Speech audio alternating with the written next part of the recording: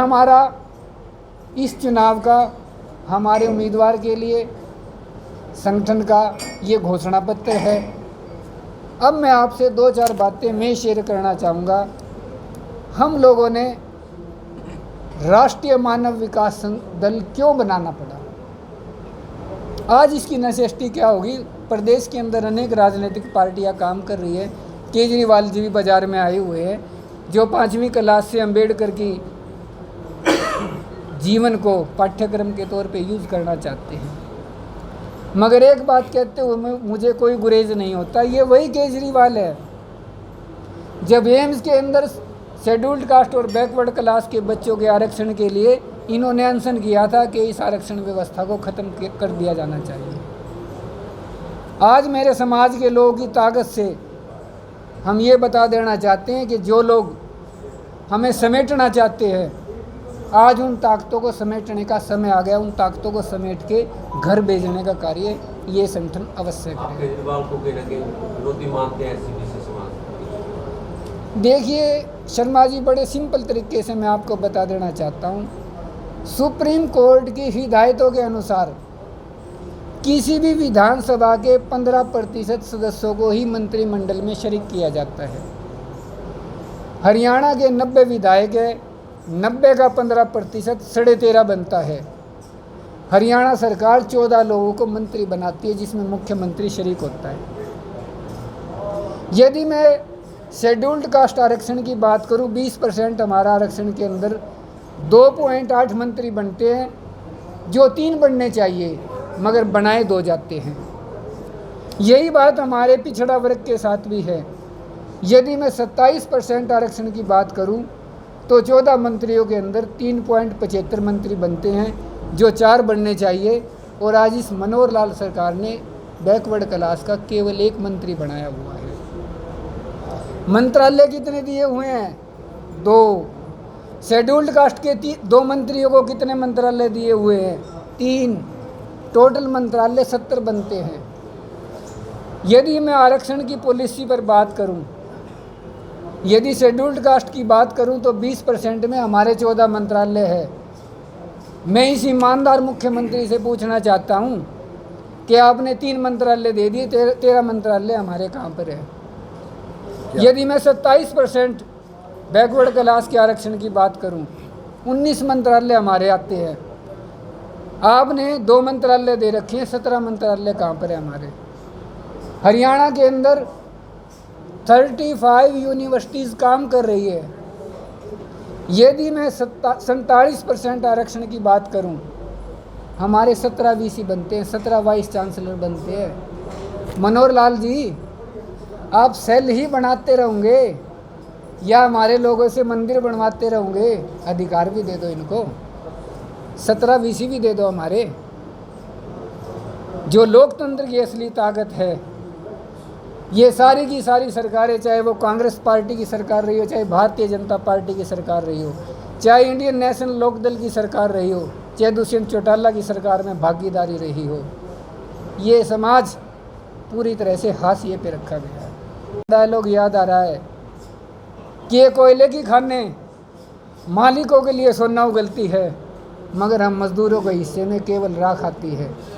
आज ये दलित पिछड़ा समाज, आज अमिताभ बच्चन के इस डायलॉग पे पूरी तरह से खरा उतरता है। आज हमें दिया गया क्या है? और यदि जनता ने हमारा साथ दिया, ये जो जींद का चुनाव, जींद परिषद का चुनाव है, ये जींद परिषद का चुनाव तक हम अपने आप को समेटने वाले नहीं हैं, बल्कि हरियाणा की सत्ता से इन सामंतवादी ताकतों का बिस्तर गोल करके घर की तरफ भेजने का कार्य करेंगे। ऐसा तो नहीं है जो मतदान के दिन नजदीक आएंगे, तो आपके हाथ में तो मंत्री दिखाई दे रहे हैं, इधर बैठ के दिखाई दे रहे हैं, दूसरों की गाड़ियों में बैठ मिलेंगे, कुछ ऐसा तो नहीं है? देखिए अतीत में जो उतारा है वही बात है। देखिए शर्मा जी, एक पत्रकार के नाते आपका सवाल बढ़िया हो सकता है। मैंने पुण्य प्रसन्न वाजपेयी जी का एक शेर सुना था, कौन कहता है आसमां में छेद नहीं होता? कौन कहता है आसमां में छेद नहीं होता? एक पत्थर तो तबीयत से उछालो यारो। प्रयास तो करते हैं। यदि इन लोगों ने अपनी जनरेशन को भारतीय जनता पार्टी और कांग्रेस के नेताओं का गुलाम बनाना, तो ये लोग बेशक आज चले जाए, मुझे कोई दिक्कत नहीं होगी। यदि अपने आने वाली जनरेशन को अपने पाँव पे खड़ा करना चाहती है और राज के अंदर भागीदारी बनाना चाहते हैं, जो ताकतें इनको तोड़ने का भी प्रयास करेगी, उन ताकतों को सही समय पे सही जवाब दिया जाएगा। और वो ताकतें आज हमारे समाज की ओर मुँह ताक रही है कि ये समाज हमें समर्थन देगा। और मैं आपसे ये भी वायदा करता हूँ, आज हमारी उम्मीदवार की डिक्लेरेशन के बाद देखना कि कई कैंडिडेट अपने फार्मों को वापस लेते हुए दिखाई देंगे। ये आप 6 तारीख को देख सकते हैं। क्योंकि जिन लोगों को ये अपना वोट बैंक समझते थे, आज वो वोट बैंक इस शहर के अंदर सत्ता पर काबिज होने का सपना देख रहा है। और जब कमज़ोर लोग लठ लेके खड़ा हो जाता है, मैं नहीं मानता उसको कोई तोड़ने के लिए कोई मजबूत ताकत खड़ी रह पाएगी। भाई जी, हमारे शब्दों को जिस सरल तरीके से आपके सामने स्पष्ट किया गया है, इसमें कोमे पूर्ण विराम प्लीज़ ठीक से लगा लेना, ये मेरा आपसे निवेदन है।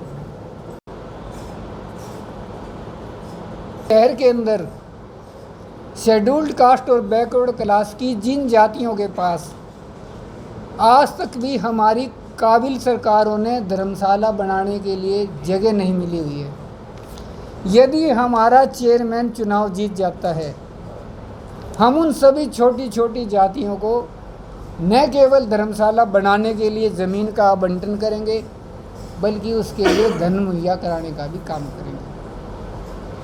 जींद के अंदर 1500 लोग सब्जी और फ्रूट की रेडी लगाने का काम करते हैं। हमारे पुलिस के कर्मचारी न केवल उनको भद्दी गालियां देते हैं, फ्री में सब्जी खाते हैं, फ्री में फल खाते हैं।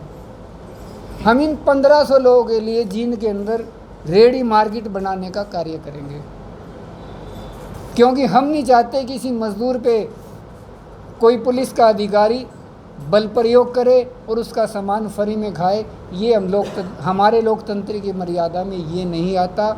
हम लोकतंत्र का मतलब ये बता देना चाहते हैं, लोकतंत्र का अर्थ ये होता है कि आखिरी लाइन में जो व्यक्ति खड़ा हुआ है उस तक लोकतंत्र का लाभ पहुँचे। हम केवल घोषणा नहीं कर रहे, बल्कि इसको अमली जामा पहनाया जाएगा।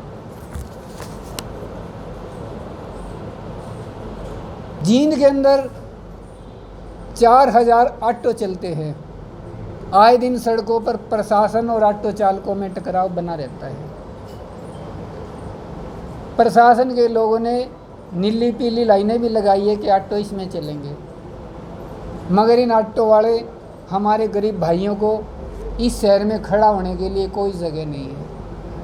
हम इनको बाकायदा ऑटो स्टैंड का निर्माण करा कर देंगे, और यदि इन लोगों को अनावश्यक कोई प्रताड़ित करता है तो इस तरह की प्रताड़ना को रोकने का कार्य किया जाएगा। जैसा कि शर्मा जी आप पिछले दिनों से देख रहे हैं, पिछले 1-1.5 साल से देख रही है, नगर परिषद में प्रॉपर्टी आईडी बनाने की खूब बड़े स्केल पर बंदरबाट होती रही है। अधिकारी कौन रहे कोई ना रहे, इससे कोई फर्क पड़ने वाला नहीं है, मगर प्रॉपर्टी आईडी के नाम पे शहर के लोगों को लूटा जा रहा है। यदि हमारा चेयरमैन चुना जाता है, हम आपके माध्यम से जींद की जनता से ये वायदा करते हैं, हर वार्ड के अंदर प्रॉपर्टी आईडी बनवाने के लिए कैंप कराएंगे। हम किसी व्यक्ति को प्रॉपर्टी आईडी बनवाने के लिए नगर परिषद में नहीं आने देंगे। पर जींद के पोल्यूशन की काउंटिंग करें तो जींद हमेशा देश के पहले 20 शहरों में मोस्ट पोल्यूटेड सिटी के अंदर काउंट होता है। यदि हमारा कैंडिडेट चुनाव जीत जाता है, हम आपके माध्यम से शहर की जनता से वायदा करते हैं कि हम शहर के मुख्य चौकों पर इस तरह के टावर लगाएंगे जो कार्बन मोनोऑक्साइड मिक्स गैस को अपने अंदर ऑब्जर्व करेंगे और ऑक्सीजन को जनरेट करेंगे। हम इस तरह के टावर शहर में लगाएंगे।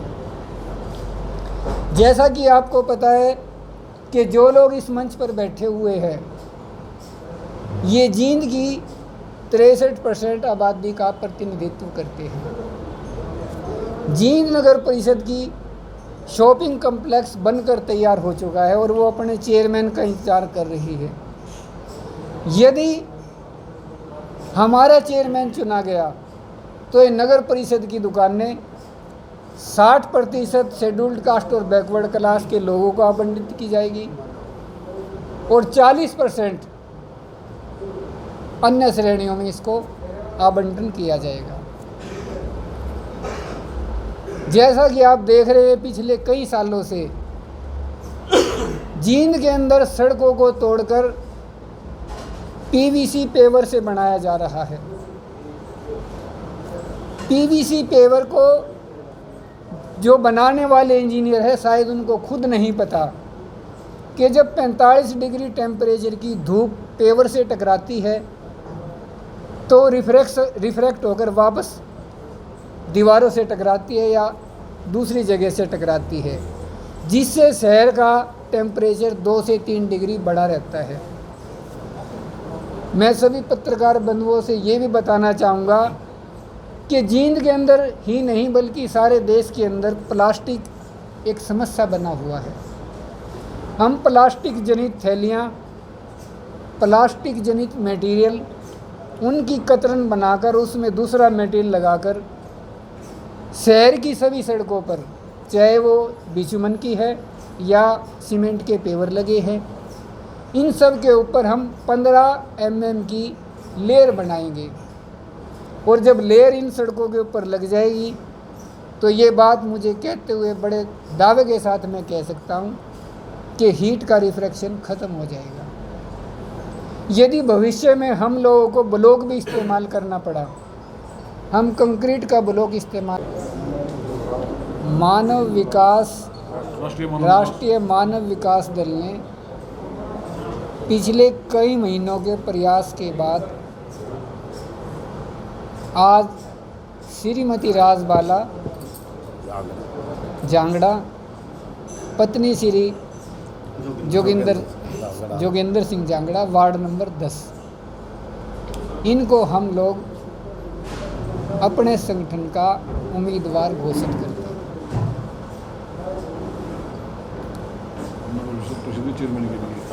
क्योंकि चुनाव का समय है, चुनाव का माहौल है। आज ऐसे लोग भी चेयरमैन पद के लिए उम्मीदवारी मुकर्रर कर रहे हैं जिनकी संख्या अगर हरियाणा के आंकड़ों पर नज़र डालें 4-5% से ज़्यादा पॉपुलेशन नहीं है। हम लोगों ने निर्णय लिया कि जो इस प्रदेश के लोकतांत्रिक शक्ति का सबसे मजबूत स्तंभ है, क्यों ना हम उस समाज से नगर परिषद के चेयरमैन पद के लिए नामांकित करें। ये जो आज लोग जिनके चेहरे आप कैमरे में कैद करने का प्रयास कर रहे हैं, ये सभी लोग अतीत में कांग्रेस, भारतीय जनता पार्टी, बहुजन समाज पार्टी व अन्य दलों के कार्यकर्ता रहे हैं।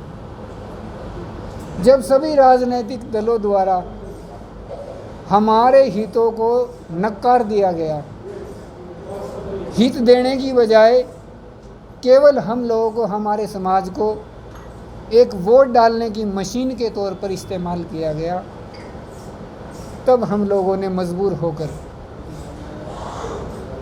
इस राजनीति के कीचड़ में पजामा निकालकर इस कीचड़ को साफ करने का निर्णय लिया। सभी दल, जो चेयरमैन के पद के लिए जो लोग उम्मीदवार हैं, सभी लोगों ने अपना अपना मैनिफेस्टो भी जारी किया कि यदि हमारा उम्मीदवार चयन होता है तो हम इस तरह का कार्य करेंगे। 2-4 बातें मैं भी बता देता हूँ। जींद नगर परिषद में सफाई का ठेका 7 लाख से शुरू हुआ था, जिसकी कीमत आज